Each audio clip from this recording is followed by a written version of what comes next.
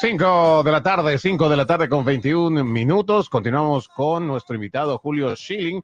Él es analista político, además de autor y director de Patria de Martí y de Cuban American Voice. Hoy hablando sobre el tema de la designación del presidente electo Donald Trump, que cae sobre Brendan Carr para la Comisión Federal de Comunicaciones, la FCC. Antes de irnos a la pausa, Julio, bueno, hablábamos mucho de los factores de supresión del derecho constitucional a la libertad de expresión y del ejercicio de la prensa que se dio durante la pandemia. Eso por un lado. Pero el otro tema que debería ser muy preocupante y también a tratar tendrá que ver con esto que lo que mencionabas, ¿no? Yo había escuchado a la ex secretaria de la Casa Blanca, Jen Psaki, consistentemente, muy insistentemente decir que las redes sociales se deben regular. ¿Y qué es lo que pasa, Julio? Que pues antes, hasta el siglo pasado y parte de este siglo XXI, los principales medios de comunicación eran los amos y señores de la noticia. Ellos establecían qué era y qué no era noticia, qué se debería y no se debería pasar. Sin embargo, ya la gente no les cree, se les están yendo de a miles de televidentes por día y están mudándose para las redes sociales.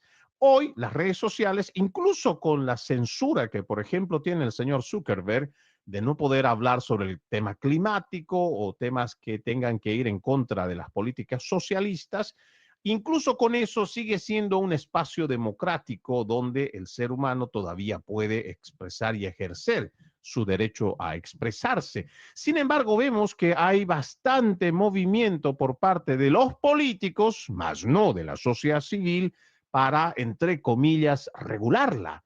Y a esto le han llamado como su bandera, o han puesto como su bandera de lucha, la desinformación. Sin embargo, son ellos, son los políticos, no la sociedad civil la que está exigiendo esta regularización o esta, ponerlo en norma o en regla. ¿Por qué? Porque ellos quieren también a través de las redes sociales secuestrar el derecho democrático a expresarse o a establecer lo que el ciudadano considera es importante. Ahora, ¿cómo se combate eso, Julio? Bueno, mira, hay que, y siempre es bueno recordar que el concepto de desinformación viene de la inteligencia, del espionaje.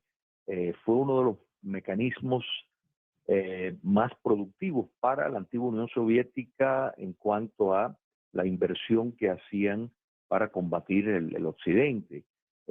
O sea, falsear información, poner información falsa, y la utilización de esa palabra, de ese concepto por parte de la izquierda para censurar no es casualidad. O sea, hay que recordar que el neomarxismo y un producto que ha crecido en esta era postmoderna, pues precisamente tergiversa los conceptos y utiliza el lenguaje a su favor. Y esto es para darle un tono más legal y tratar de codificar la censura. En otras palabras, hay que evitar la desinformación, entonces hay que censurar a los que están desinformando. Bueno, pero ¿de qué estás hablando desinformando? O sea, la opinión, la libre expresión, entonces si no te conviene, eso lo vas a llamar desinformación. Y eso es lo que ha estado ocurriendo y es gravísimo este patrón que hemos visto, que esto hay que recordar, no empezó ahora, esto cogió fuerza dentro del gobierno del expresidente Barack Obama, que autorizó utilizando desinformación que ellos mismos pagaron. O sea, el Partido Demócrata en este caso pagó para buscar una narrativa fabricada por un ex agente de inteligencia británico, me refiero ahora al Steele Dossier, que basado en eso, el FBI cometió fraude en solicitudes a tribunales secretos para espiar a ciudadanos estadounidenses, en este caso, la campaña de Donald Trump. Pero lo peor del caso es que el veneno de precisamente esa falsa narrativa, o sea, que ellos estaban, eso sí fue desinformación, y lo mantuvieron a través de toda su presidencia. Y estamos hablando desde las altas esferas de la Policía Federal, del FBI. Iniciaste este segmento, Freddy, hablando de el papel que jugaron con la computadora del hijo del presidente. Claramente una interferencia en el proceso electoral y claramente promoviendo mentiras que ellos sabían que eran mentiras. Porque Yo sabían, creo que, ellos lo sabían. claro, claro, esto no es un secreto, no es como que no, se equivocaron, no se equivocaron. Ellos sabían que esa información no era cierta, igual que los 51 oficiales que firmaron esa carta de que Rusia estaba involucrada. O sea, total falsificaciones que han estado diciendo, y el clamor, el llamar, que ya viene de todos los círculos, Hillary Clinton, o sea, el propio presidente Biden, el expresidente Obama, por supuesto, todos hablando de que hay que censurar, esto no se puede permitir, la Unión Europea, que los hemos escuchado consistentemente, porque aquí en esto hay que entender de que hay un matrimonio entre el islamismo, el socialismo fabiano, que es para darle alguna categorización de lo que estamos viendo, esta visión global que es socialista, pero naturalmente los términos políticos son dinámicos, o sea, no se quedan estancados en el tiempo, es decir, marxista ahora, pues naturalmente ya el marxismo ha incorporado determinados visiones diferentes en cuanto a la propiedad privada que la controlan, y se han acercado mucho más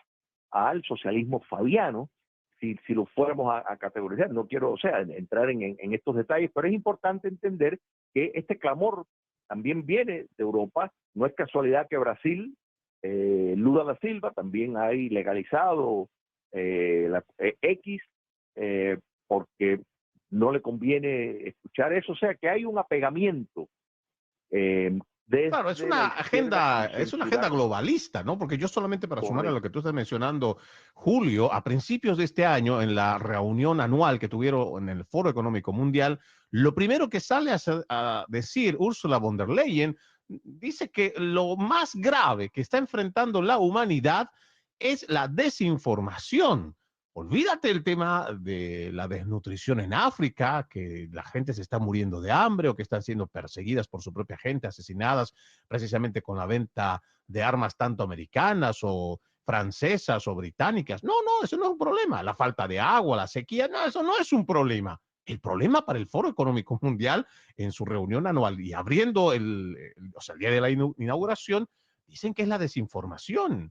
Y esto hacen eco todos los demás países. Y esto muestra otra vez que existe una agenda globalista que está en su objetivo el poder acallar cualquier tipo de voz disidente. Por eso es que esta elección, Julio, no sé si compartirás conmigo, ya para ir terminando, es tan esperanzadora, no solo para los Estados Unidos, sino para el resto de Occidente, porque el defender primero la libertad de expresión es primordial, porque sin ello no podemos decir nada con lo que estuviéramos de acuerdo o con lo que estuviéramos en duda o con lo que simplemente no quisiéramos acatar.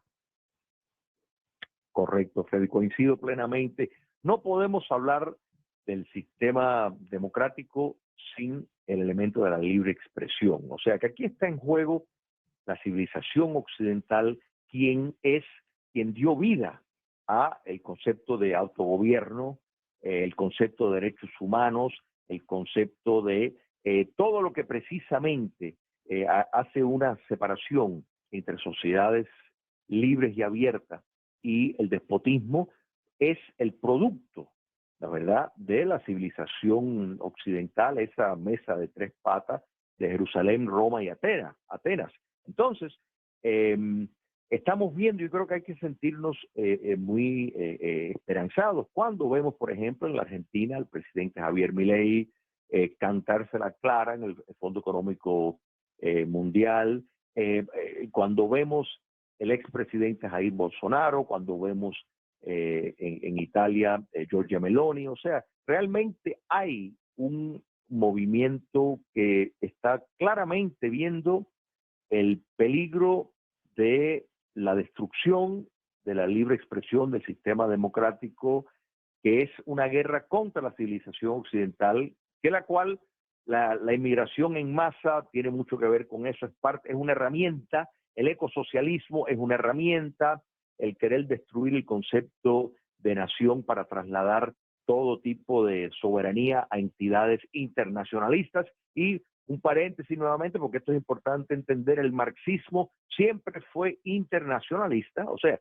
esto no es nada nuevo, cambian los términos, cambian las metodologías, pero el propósito y el principio es el mismo. Entonces es muy realmente satisfactorio para darle, y me estoy quedando corta con esa expresión, de ver cómo el pulso popular de esta gran nación en efecto repudió esta movida hacia el socialismo en los Estados Unidos y está exigiendo cambio y reversión, revertir todo esto que le ha hecho tanto daño al mundo y a los Estados Unidos, que sigue siendo el ensayo democrático más exitoso en la historia. Totalmente de acuerdo. 5 de la tarde con 32 minutos. Quiero darte las gracias. Me dio mucha alegría no solo escucharte, además poder tener el lujo de hacer este análisis contigo, Julio, esperando tener una próxima oportunidad para seguir desarrollando otro tema que seguramente va a ser de mucho interés. Como no, queda a tu disposición y quería invitar, si me lo permites, Adelante, por favor. Audiencia, que tenemos un evento este jueves 21 de noviembre sobre Patria Martí y The Cuban American Voice, sobre Estados Unidos y el mundo, un nuevo curso, o sea, donde se va a examinar la nueva administración de Donald Trump y el impacto que eso va a tener en la política exterior, las relaciones exteriores en el mundo. Vamos a contar con panelistas Diego Trinidad, Katiuska Huggins, Frank Rodríguez y el Roland Bejar, disculpa. Ese servidor será el moderador. La entrada es completamente gratuita. Va a ser en la Biblioteca Regional de Westchester, que está en Coral Way y la 94 Avenida, 5:30 de la tarde, este jueves, con 4 panelistas de lujo. Están todos invitados. Gracias por esa invitación, gracias por darnos a conocer eso, Julio. Ojalá la gente pueda asistir y poder también tener una idea de cuál es el rumbo que está tomando ahora nuestra nación. Y por supuesto entiendo, Julio, que harán también una retrospectiva de cómo se ha llegado a esto para poder también ir en contramarcha, porque lo que ha hecho el socialismo en 12 años de gestiones socialistas demócratas es bastante grave contra nuestra nación. Julio Schilling, analista político, autor y director de Patria de Martí y de Cuban American Voice. Gracias por haber estado con nosotros, Julio. Cómo no, Freddy, un fuerte abrazo. Bendiciones. 5:34. Vamos a la pausa, vamos a la pausa.